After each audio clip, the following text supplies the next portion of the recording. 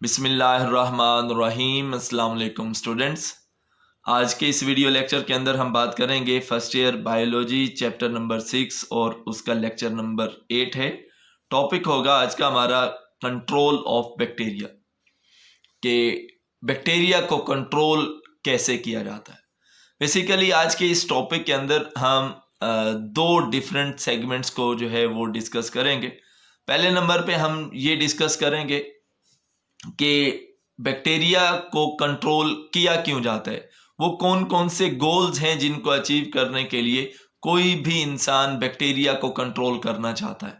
दूसरे नंबर पे हम उन मेथड्स की बात करेंगे जिन मेथड्स को इस्तेमाल करते हुए कोई भी इंसान जो है वो बैक्टीरिया को कंट्रोल करता है। तो पहले बात करते हैं goals of control of bacteria, कि हम बैक्टीरिया को कंट्रोल क्यों करते हैं, उसके मकासद क्या है।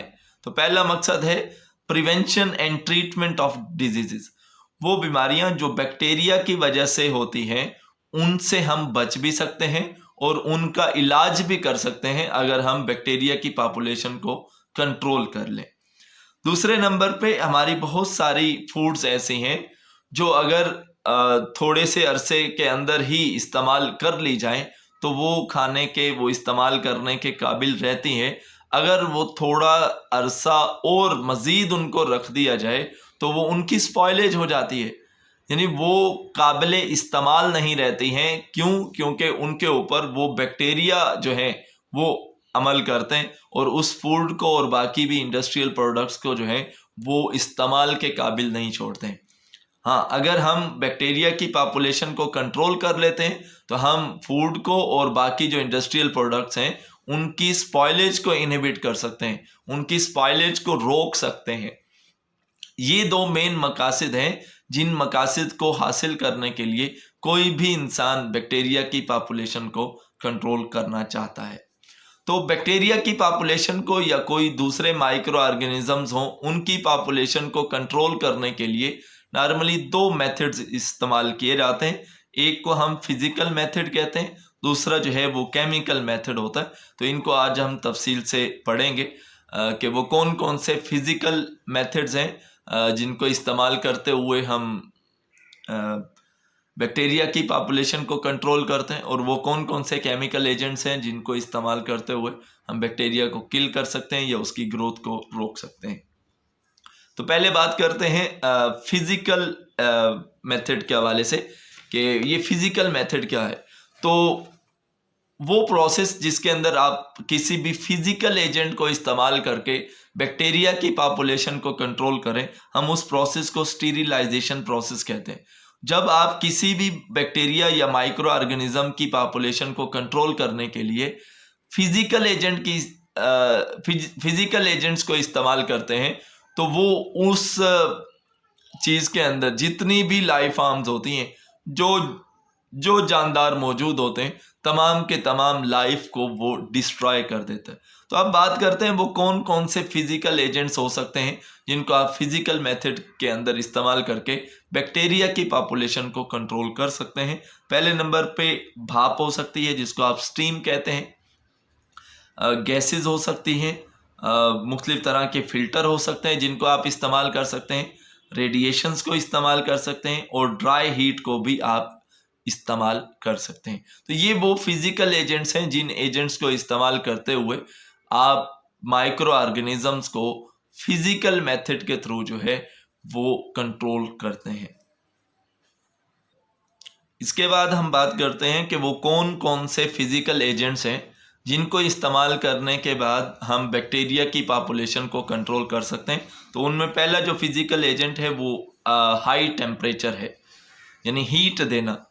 अब ये जो हाई टेम्परेचर वाला फिज़िकल एजेंट है इसको हम इस्तेमाल करते हैं लैब्स के अंदर माइक्रोब्स की पॉपुलेशन को कंट्रोल करने के लिए। तो जब हमने माइक्रोबियल लैब्स के अंदर माइक्रोब्स की, माइक्रो ऑर्गेनिजम्स की पॉपुलेशन को कंट्रोल करना हो तब हम ये मेथड इस्तेमाल करते हैं, यानी हाई टेम्परेचर के ज़रिए बैक्टीरिया वगैरह की पॉपुलेशन को कंट्रोल करते हैं। अब हीट दो तरह की होती है, एक ड्राई हीट और दूसरा मॉइस्ट हीट। दोनों तरह की जो हीट है वो काफ़ी ज़्यादा इफेक्टिव होती है माइक्रो ऑर्गेनिजम्स की पॉपुलेशन को कंट्रोल करने के लिए। अब हम देखते हैं कि ड्राई हीट और मॉइस्ट हीट जो है वो किस तरीके से माइक्रोब्स को किल करती है, किस तरीके से माइक्रोब्स की पॉपुलेशन को कंट्रोल करती है। तो जो मॉइस्ट हीट है ये उन माइक्रोब्स के अंदर प्रोटीन्स की कोएगुलेशन करा देती है। जब प्रोटीन की कोएगुलेशन होगी तो वो जो बैक्टीरिया है, वो जो माइक्रोब है वो किल हो जाएगा, वो जिंदा नहीं रहेगा, वो आप कह सकते हैं कि मर जाएगा। इसके अलावा जो ड्राई हीट है वो भी माइक्रो ऑर्गेनिजम्स को कंट्रोल करती है, वो भी माइक्रो ऑर्गेनिज्म को किल कर सकती है by the oxidation of chemical constituents, कि उस माइक्रो ऑर्गेनिज्म के अंदर जितने भी केमिकल्स हैं उनकी ऑक्सीडेशन करा के। तो जब उन केमिकल की ऑक्सीडेशन होगी तो वो केमिकल्स जो हैं उनका स्ट्रक्चर जो है वो डिस्टर्ब होगा, तो वो माइक्रो ऑर्गेनिज्म जो है वो ऑटोमेटिकली किल हो जाएंगे। इसके बाद हम बात करते हैं सेकंड फिजिकल एजेंट की, जो कि फिजिकल मेथड के अंदर इस्तेमाल किया जाता है बैक्टीरिया वगैरह की पॉपुलेशन को कंट्रोल करने के लिए, वो है इलेक्ट्रोमैग्नेटिक रेडिएशंस। तो ये जो इलेक्ट्रोमैग्नेटिक रेडिएशंस हैं, ज़्यादातर वो रेडिएशंस इस्तेमाल की जाती हैं जिनकी वेवलेंथ 300 नैनोमीटर से बिलो हो, यानी वो रेडिएशन जिनकी वेवलेंथ 300 नैनोमीटर से कम होती है वो इफेक्टिव होती हैं इन किलिंग ऑफ माइक्रो ऑर्गेनिज्म, कि माइक्रो ऑर्गेनिज्म को किल करने के लिए वो रेडिएशंस इफेक्टिव साबित होती हैं जिनकी वेवलेंथ 300 नैनोमीटर से भी कम हो। तो उसमें एग्जांपल दी गई है गैमा रेज की, कि गैमा रेज ज़्यादातर इस्तेमाल की जाती हैं जब किसी भी जगह पे स्टीरिलाइजेशन प्रोसेस कराना हो, यानी किसी भी जगह पे फिजिकल मेथड को इस्तेमाल करके अगर बैक्टीरिया वगैरह की पॉपुलेशन करानी हो, तो अगर वहाँ पे रेडिएशन को इस्तेमाल करना हो तो गैमा रेडिएशन को कॉमनली यूज़ किया जाता है। इसके बाद फिल्ट्रेशन की बात करते हैं, तो कभी कभार ऐसा भी होता है कि जो हाई सेंसिटिव कंपाउंड्स हैं जैसे एंटीबायोटिक्स हैं, हार्मोन्स वगैरह हैं, इनको जरासीमों से पाक किया जाता है, इनको स्टीरिलाइज किया जाता है by using the membrane filters. Membrane filters ऐसे इस्तेमाल किए जाते हैं जिनमें से बैक्टीरिया जो हैं वो नहीं गुजर सकते, जिनमें से माइक्रो ऑर्गेनिज्म नहीं गुजर सकते। तो हम ये जो एंटीबायोटिक्स हैं या हार्मोन्स वगैरह हैं इनको जरासीमों से पाक कर सकते हैं, इनको बैक्टीरिया से भी पाक कर सकते हैं by using the membrane filters. ये था फिजिकल मेथड के हवाले से कि जिन एजेंट्स को हम इस्तेमाल करते हैं फिजिकल मेथड के अंदर बैक्टीरिया को कंट्रोल करने के लिए। अब हम बात करते हैं केमिकल मेथड्स के हवाले से। तो केमिकल मेथड्स में तकरीबन नॉर्मली 3 तरह के केमिकल्स को इस्तेमाल करके बैक्टीरिया की पॉपुलेशन को कंट्रोल किया जाता है। First one is antiseptics, disinfectants and कीमोथेरापेटिक agents. ये वो केमिकल्स हैं जिनको इस्तेमाल करने के बाद हम बैक्टीरिया की पॉपुलेशन को कंट्रोल कर सकते हैं। तो पहले बात करते हैं एंटीसेप्टिक्स क्या हैं। These are the chemical substances used on living tissues that inhibit the growth of microorganisms. तो एंटीसेप्टिक्स वो केमिकल सब्सटेंसेस हैं जिनको हम लिविंग टिश्यूज़ के ऊपर इस्तेमाल करते हैं ताकि वो वहाँ पे मौजूद जो माइक्रो ऑर्गेनिजम्स हैं ये उनकी ग्रोथ को रोक दें, उनकी डिवीजन को, उनकी रिप्रोडक्शन को रोक दें। तो ऐसे केमिकल सब्सटेंसेस को आप एंटीसेप्टिक्स का नाम देते हैं, और ये भी बैक्टीरिया की जो पॉपुलेशन है उसको रोकने के लिए, उसको कंट्रोल करने के लिए इस्तेमाल होते हैं। दूसरे नंबर पे हम बात करते हैं डिसइंफेक्टेंट के हवाले से। डिसइंफेक्टेंट्स क्या है? These are the chemical substances that inhibit the growth of vegetative cells and are used on non living materials are called disinfectant. तो ये ऐसी केमिकल सब्सटेंसेस हैं जो कि वेजिटेटिव सेल्स की ग्रोथ को रोक देती हैं। वेजिटेटिव सेल्स ऐसे सेल्स को कहा जाता है जो कि ग्रो करने की सलाहियत रखता हो, जिसमें डिवीजन हो और अगली नस्ल पैदा करने की सलाहियत हो, वो उन वेजिटेटिव सेल्स की ग्रोथ को रोक देती हैं। और इनको नॉर्मली नॉन लिविंग जो मटेरियल है उसके ऊपर यूज़ किया जाता है, नॉन लिविंग जो सेल्स हैं उनके ऊपर जो है वो इस्तेमाल किया जाता है। तो इनको हम डिसइंफेक्टेंट्स का नाम देते हैं। चंद एक डिसइंफेक्टेंट्स की एग्जांपल जो है वो मैंने यहाँ पे लिखी हुई है। जितने भी ऑक्सीडाइजिंग या रिड्यूसिंग एजेंट्स हैं वो एज अ डिसइंफेक्टेंट जो हैं वो इस्तेमाल हो सकते हैं।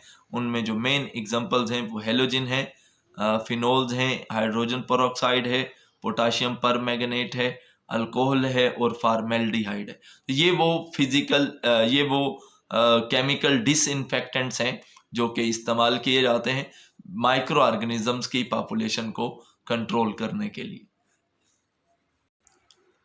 इसके बाद हम तीसरे केमिकल की बात करते हैं जिसको हम बैक्टीरिया की पॉपुलेशन को कंट्रोल करने के लिए इस्तेमाल कर सकते हैं, वो है कीमोथेरापेटिक एजेंट्स।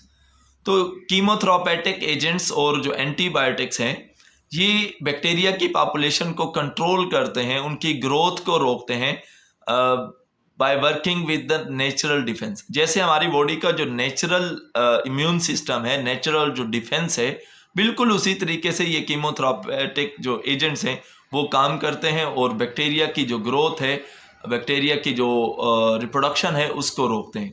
तो बहुत सारे जो कीमोथेरापेटिक एजेंट्स हैं उनमें से 3 जो हैं वो मैंने एग्जांपल्स के तौर पर यहाँ पे लिखे हैं। सल्फोनामाइड्स को इस्तेमाल किया जा सकता है as a chemotherapeutic agent, tetracycline को इस्तेमाल कर सकते हैं और पेनिसिलिन को इस्तेमाल कर सकते हैं। ये पेनिसिलिन वो पहली एंटीबायोटिक है जो डिस्कवर की गई थी। ये इन कीमोथेरापेटिक एजेंट्स को इस्तेमाल करते हुए आप लिविंग टिश्यूज़ के ऊपर जो माइक्रो ऑर्गेनिजम्स हैं आप उनको डिस्ट्रॉय भी कर सकते हैं और उनकी ग्रोथ को आप रोक भी सकते हैं। ये था आज का हमारा लेक्चर जो कि कंट्रोल ऑफ बैक्टीरिया के हवाले से था। उम्मीद है आप लोगों को समझ आ गई होगी।